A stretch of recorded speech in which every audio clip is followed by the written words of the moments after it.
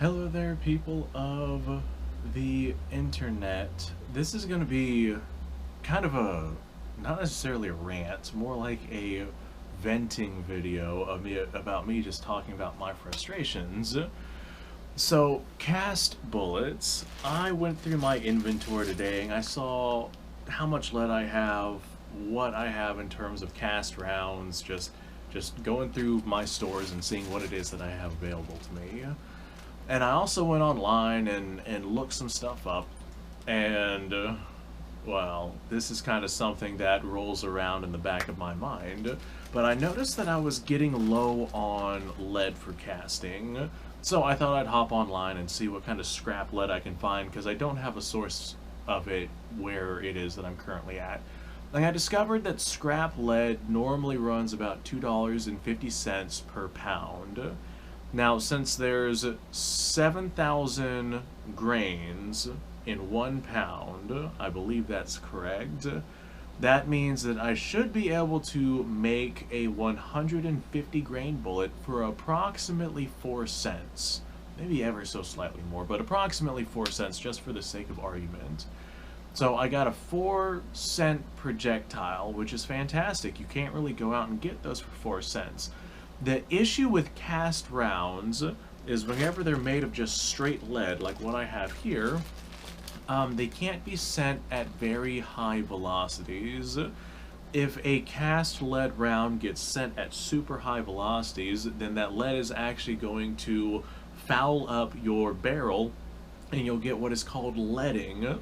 That is a mix of friction melting the lead and the soft lead kind of tearing itself up. There's certain things that you can add to lead in order to try and make it a little bit harder and a little bit stronger, but even if you make like a hard cast lead round, you still can't get all that much velocity from it. So I have this 4-cent bullet that I can't really send at all that great of velocities. Well, there's a way of getting around that, sort of. If we have just a normal cast lead round, you can probably send it, if we do a hard cast, you can probably send it about 14, maybe 1,500 feet per second, approximately, give or take. If you have a specially hard round, like a super hard cast lead alloy, which is probably going to be far more expensive to make that happen than the 4 cents we're talking about here. But if you manage to make like a super hard cast round, you might get 1,600 feet per second before you start getting leading, and that's really booking it. But what you can do is you can actually add gas checks to your particular projectile. Like, for example, these are two different kinds of projectiles. But if you look at this one, this is just a straight lead round. There's nothing on it. But on this one, if you look on the very end of that projectile, you'll see a little dark spot. That's actually a copper, kind of like a copper cup. And what that does is that significantly decreases the leading that you're going to get from your projectile, and that allows you to increase the velocity of your projectile before you start getting leading issues. So with a gas check on your projectile, you can start pushing them more at like 2,000 to 2,100 feet per second, approximately, give or take. And with those velocities, now you have something that is actually worth shooting.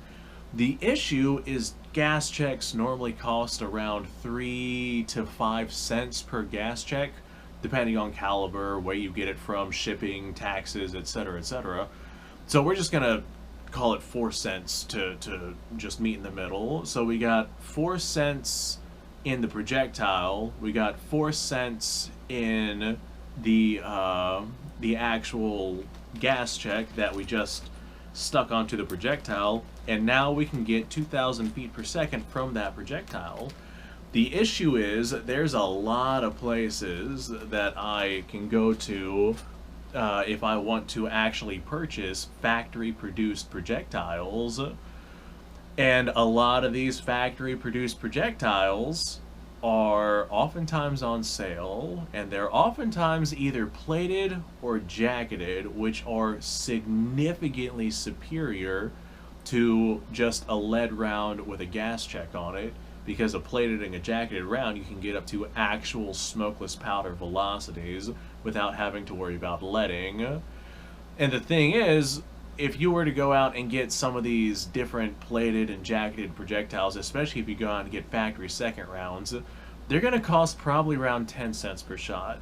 So we have 8 cents for the cast lead rounds with the gas check, or 10 cents for a proper either jacketed or what was the plated, either a plated or a jacketed projectile.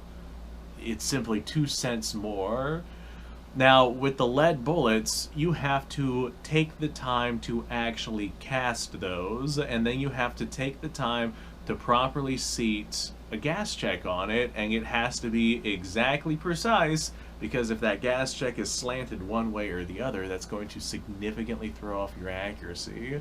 And so, as far as cast lead projectiles come from, unless I'm getting my lead for free, which a lot of my lead I've just gotten for free over the years, but unless I'm getting my lead for free, I don't bother casting projectiles, just because I can go online of one of the half dozen websites that I regularly frequent, and I can see what they have on sale. And way more often than not, they'll have something on sale that makes casting just not worth it, because I can get a plated or a jacketed projectile for sometimes the same price, or sometimes ever so slightly more, and then I don't have to worry about sitting there for an hour casting my own projectiles, and sitting there for another hour trying to seat all of the gas checks on them and making sure that every single one is absolutely precise. It's just not worth it. The one thing that I can say about cast projectiles and where they are worth it is whenever I load with black powder.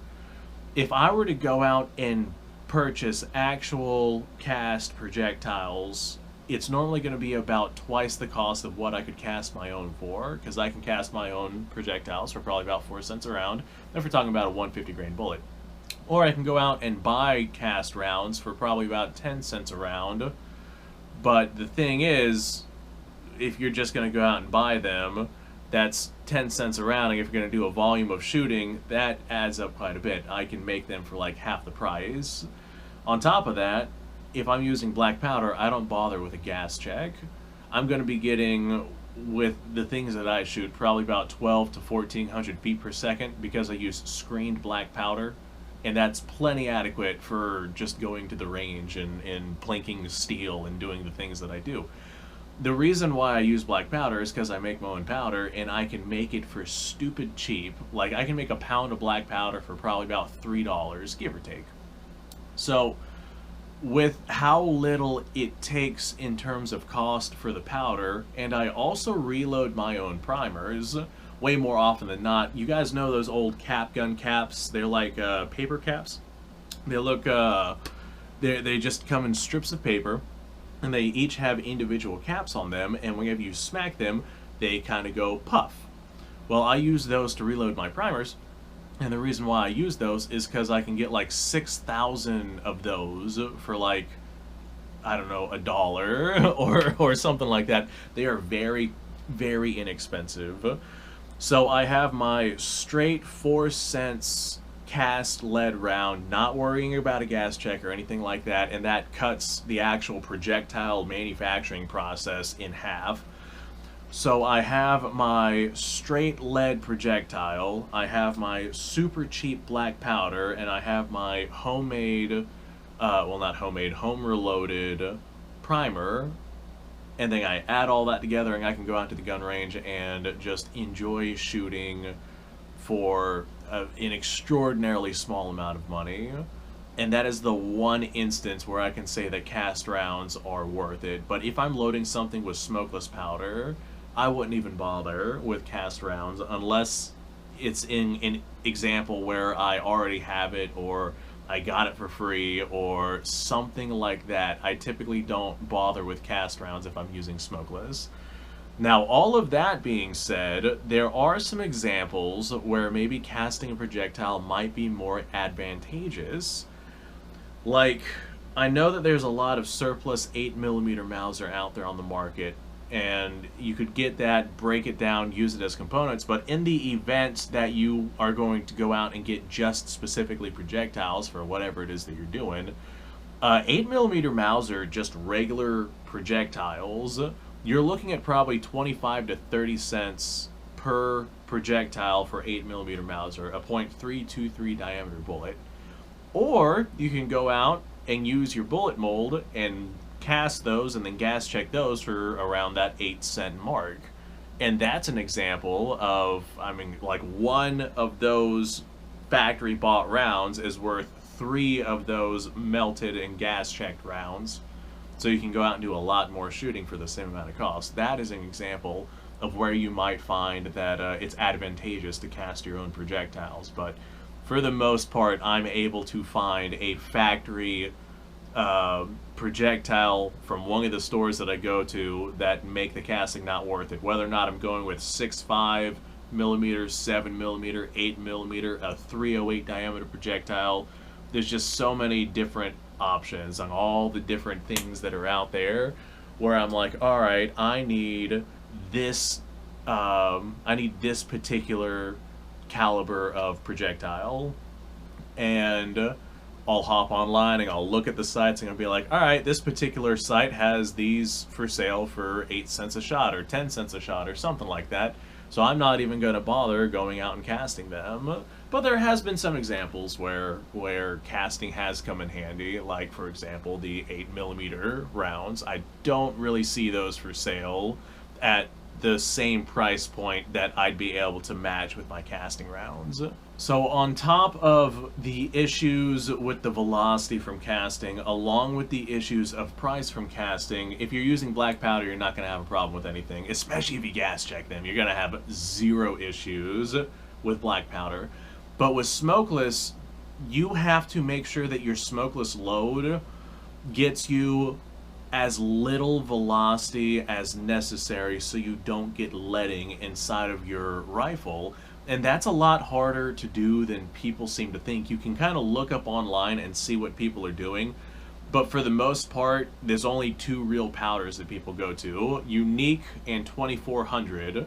And that's because you need a relatively fast burning powder, kind of like a medium rate burning powder, in order to get those velocities that you need to not get the leading.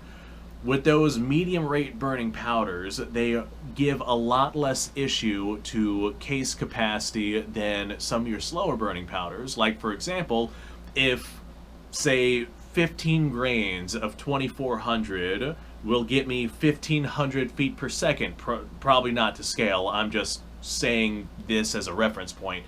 If that will get me 1500 feet per second, and it doesn't care about case capacity to an extent, it's just a lot more lenient with case capacity. But then I load up, say, 30 grains of a slower burning powder, like 4064, to also hit that 1500 feet per second. That 4064 cares a lot more about case capacity, because if that powder is at a lower point inside that case than the primer, once that primer goes off, instead of igniting the powder from the back to the front of the case like it's supposed to, it's going to ignite from the top to the bottom, and that's going to burn a lot more powder a lot faster than it's supposed to, and that is going to give you a significant pressure spike. That is, like, the pressures that you're going to reach from that is well in excess of not only keeping that thing at proper velocities, but, like, you're risking blowing up your gun at that point. I have literally seen guns blow up because of stupid nonsense like that. So if you do use a smokeless powder, you're very limited on your powder selection whenever it comes to cast rounds. You can kind of use heavier bullets to try and make sure that the velocity is as low as possible, and you can get away with some different kinds or a bigger variation of powders if you end up using a heavier projectile, because even if it is a heavier projectile, it's a longer projectile, there's less case capacity, so less room for what am I trying to say here? There's less room for that powder to seep under that primer. So again, not to scale, 30 grains of that slower 4064 with a 100 grain bullet might sit underneath that primer, but say that same 30 grains with 4064 with a 220 grain bullet taking up a lot of that case capacity, now it's above that primer, and maybe that particular loading would work. Now, again, that is not to scale, that is not me giving load data, that's just me speaking in hopes of representing enough for people to understand what it is that I'm trying to get at here. So there's a lot that goes into cast rounds, and there's a lot of considerations. Unless you're using black powder, which is what I mostly use because I can make it for dirt cheap and go out and enjoy myself a lot. So thanks for watching, folks. I appreciate your time. Like, subscribe, share. If you have any particular cast loads that you do with a particular smokeless powder, go ahead and just let me down below, or let me know down below, because I have a lot of different options, and maybe I'll go out and give it a try. So I guess I will see you guys on the next episode. Thanks for watching. End of video here.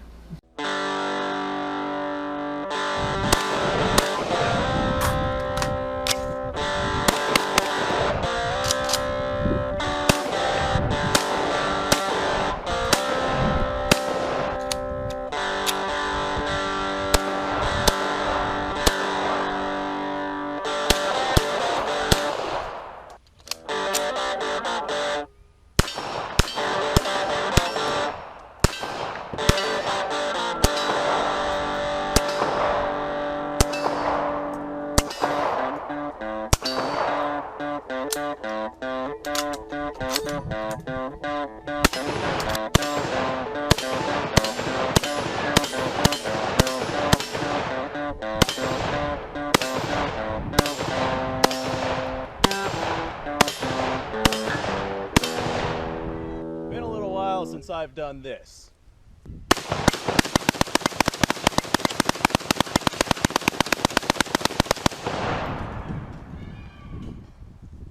Bonnie and Clyde be damned. The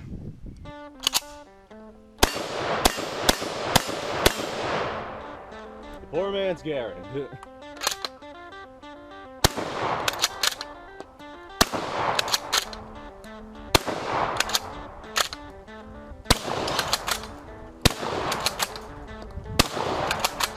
It's a shame that bolt-action shotguns aren't more mainstream.